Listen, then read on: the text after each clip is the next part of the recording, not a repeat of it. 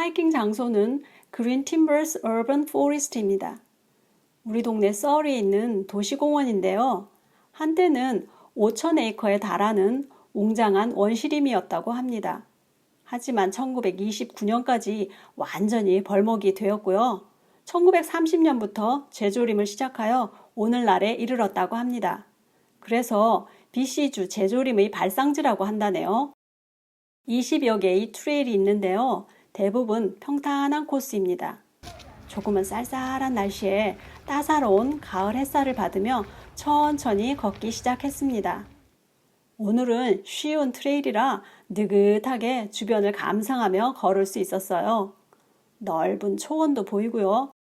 울창한 숲과 가을색으로 단장한 나무들도 보입니다.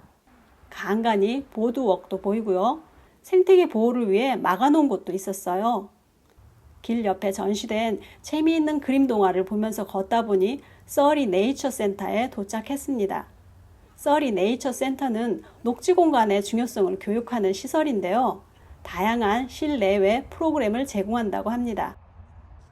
와, 거대한 미국 삼나무도 있고요.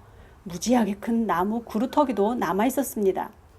귀여운 버섯과 개구리 조형물도 있고요. 꼬맹이들이 보면 얼마나 좋아하겠어요. 아이들을 위해 셀프 가이디드 스토리 트레일이란 것도 있습니다.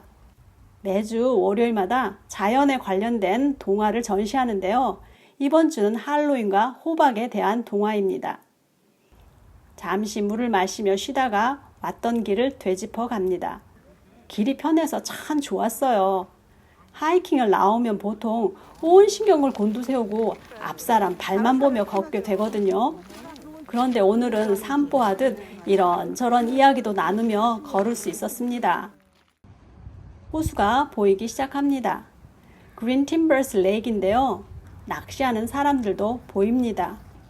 저기 잡았어. 무지개 송어라고 하는데요. 정말 몸 가운데 약간 무지개빛이 나더라고요. 물론 낚시 면허가 있어야 하고요. 1인당 하루에 3마리까지만 잡을 수 있다고 합니다. 가을이면 이 호수에 겨울 철새들이 날아든다고 하는데요. 정말 저기 오리들이 있네요. 물 위에 오리 부부 좀 보세요. 여보, 나 버리고 가면 안 돼. 수컷이 암컷 뒤를 부지런히 쫓아갑니다.